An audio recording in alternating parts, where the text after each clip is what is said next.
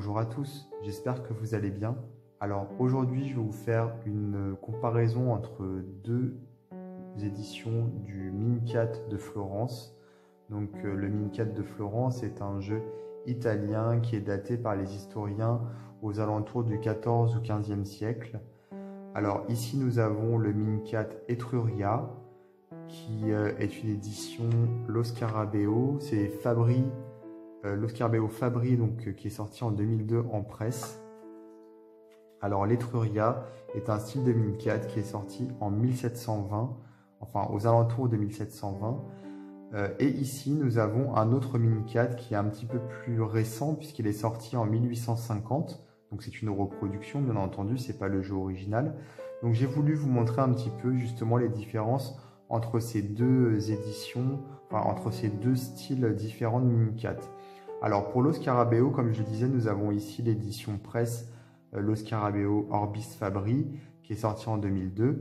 Mais Lo Scarabeo a également sorti un coffret avec un livre, un gros coffret, mais qui n'est plus édité. Et dernièrement, ils ont sorti un autre fourreau, un autre coffret sous forme de fourreau avec ce jeu. Et c'est une édition qui est limitée, mais il me semble qu'elle est encore disponible. Ici, c'est donc Il Menangelo qui a édité ce jeu, donc c'est un éditeur italien. C'est une version limitée à 2000 exemplaires qui n'est plus disponible, qui est sortie dans les années 80. Il Menangelo a également sorti l'Etruria, c'est-à-dire le même jeu que ce jeu-là, sauf que je ne l'ai pas. Donc, comme j'ai voulu vous montrer la différence entre ces deux Minicat, j'ai pris les éditions que j'avais. Donc, pour celui-ci, il n'y a que Il Menangelo qui a sorti ce jeu-là, qui date de 1850. Et là, j'ai l'édition de Lo Scarabeo. Donc, pour résumer, ici, c'est un Minicat de 1720 et ici, un Minicat de 1850.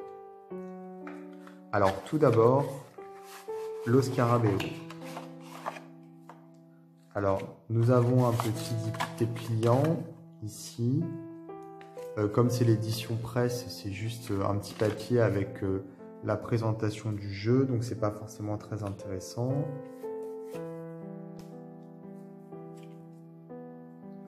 Et pour ce jeu, alors on a une boîte très originale avec des lanières. Donc sorti en 1986, numéroté 2000 exemplaires, avec le livret en italien qui reprend uniquement la signification des majeurs. Alors il faut savoir que le Minicat est un jeu un petit peu particulier puisqu'il possède 97 cartes. Nous avons donc dans les majeurs les 12 signes du zodiaque qui ont été rajoutés. Nous avons également les 4 éléments et nous avons également 4 vertus.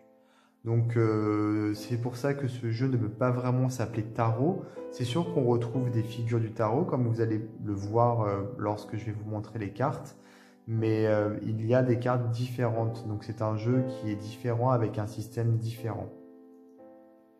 Alors déjà au niveau de la taille des cartes, nous avons une différence comme vous pouvez le voir. Lo Scarabeo correspond plus à une taille standard. Au niveau du dos, voilà, ici nous avons écrit Etruria, puisque c'est le jeu qui s'appelle comme ça. Celui-ci non, puisque ce n'est pas l'Etruria. Il y a des différences, hein, même si on retrouve voilà, la même idée, il y a des différences en termes d'illustration. Cette carte, elle est beaucoup plus épaisse. Celle-ci, elle est plus fine. Ici, nous avons la carte qui est retravaillée avec un effet légèrement brillant. Ici, c'est très brut en fait. Nous avons la carte qui est presque pas travaillée. Il n'y a pas de vernis ni rien. Donc, comme je le disais, on retrouve des figures du tarot classique, mais pas que. Par exemple, ici, cette carte, c'est le Grand-Duc. Et ici, nous avons l'empereur de l'Est et l'empereur de l'Ouest. Donc on a fait sauter l'impératrice et la papesse. Elle n'existe plus. Ici, nous avons les amoureux, mais qui ont changé de place puisqu'ils sont en numéro 5. Et ici, pour la tempérance, nous l'avons en numéro 6. Vous pouvez voir que les cartes sont vraiment différentes hein, en termes d'illustration. On voit que le jeu de droite est plus ancien dans le style. La force, la justice, la roue, le chariot, l'ermite,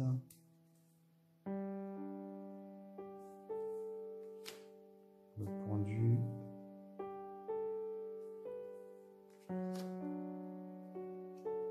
la mort,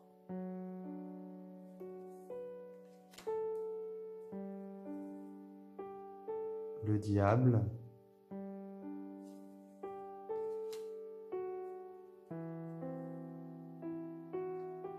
nous avons ici la maison Dieu,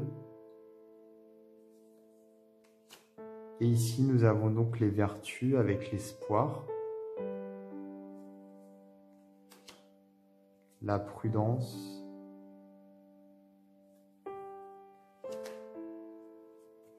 la foi, la charité, ensuite les éléments avec le feu, l'eau,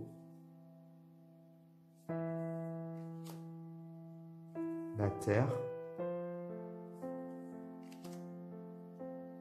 et l'air. Puis nous avons les signes du zodiaque.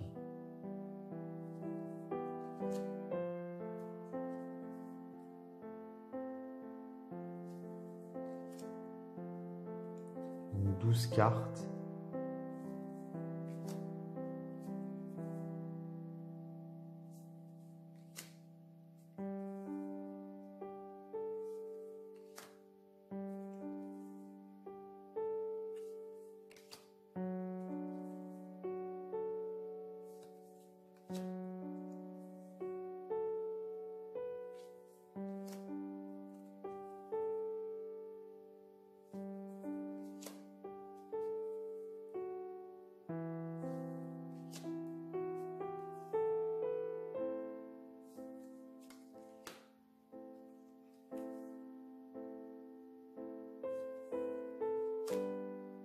Et ici, nous avons l'étoile, la lune, le soleil, le monde et le jugement. Puis, ce sont les cartes de cour. Alors, avec les coupes tout d'abord. Donc la particularité des cartes de cour, c'est que pour les coupes, nous avons des personnages féminins pour le valet, comme ici. Et à la place du cavalier, nous avons un personnage fantastique mi-homme, mi-animal. Puis reine et roi.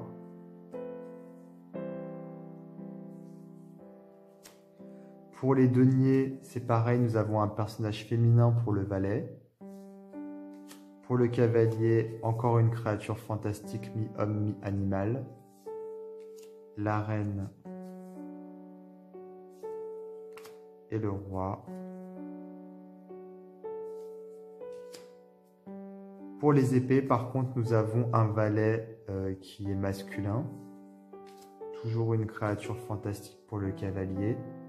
Le cavalier, de toute façon, est toujours remplacé par une créature fantastique. C'est seulement qu'il y a, pour les deniers et pour les coupes, nous avons une femme pour les valets. Et pour les épées et les bâtons, c'est un homme pour le valet.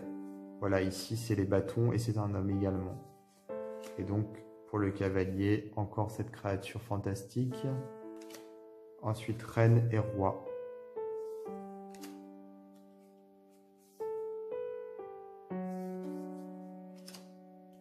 Alors, les mineurs ne sont pas vraiment illustrés.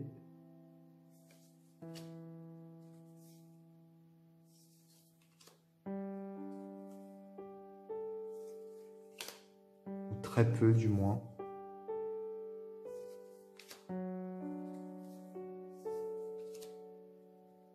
Donc je passe un petit peu plus rapidement.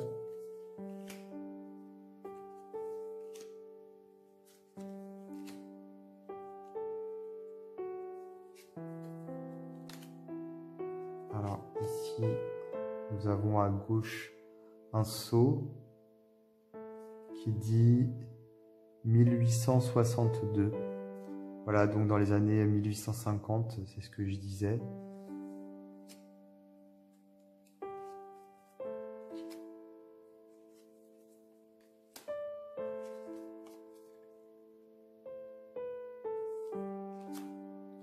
Donc je vous montre principalement les mineurs qui sont un peu plus illustrés. Alors au niveau des deniers, nous avons des différences, hein, comme vous pouvez le voir, au niveau des personnages, des animaux qui sont représentés sur les deniers. Ce n'est pas la même chose, hein, on voit bien, les visages sont différents.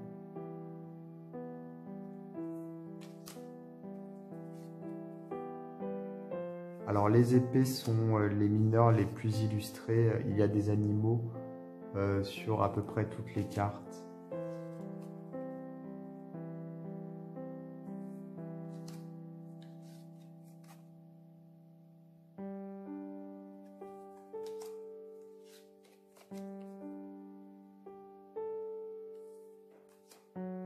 Et elles sont assez similaires entre les deux jeux.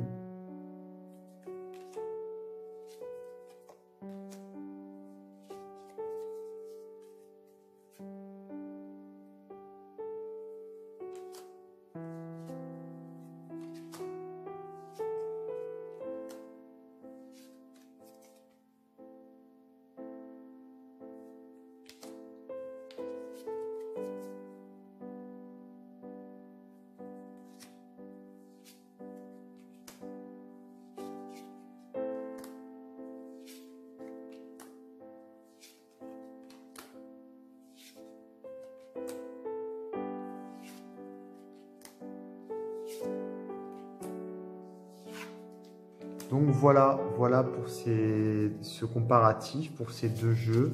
Même si ce sont deux éditeurs différents, j'aurais préféré vous faire un comparatif entre les deux éditions In Menengelo, par exemple, puisque c'est le même éditeur. Mais voilà, je pense que ça va vous donner quand même un aperçu des styles différents. Il faut savoir qu'il existe également d'autres mini-cats qui sont plus récents d'ailleurs, qui ont été repris par d'autres artistes. Par exemple, je vais vous montrer rapidement un mini-cat des éditions Del Sol León qui est sorti en 1980, qui a été redessiné par Constante Constantini, qui d'ailleurs a fait deux mini-cats différents dans les années 80 aux éditions Del Sol León. Celui-ci et un autre qui est dans une grosse boîte en plastique avec un plateau de jeu et des dés. J'ai fait d'ailleurs une review comparative entre ce jeu et celui dont je viens de vous parler. Je vais vous mettre dans les détails de la vidéo le lien vers ma review comparative. J'ai également fait une review de ce jeu que je vais mettre aussi dans les détails de la vidéo. Juste pour vous montrer rapidement, ça c'est une version revisitée et beaucoup plus moderne du mini-cat. Vous allez voir tout de suite pourquoi je dis ça.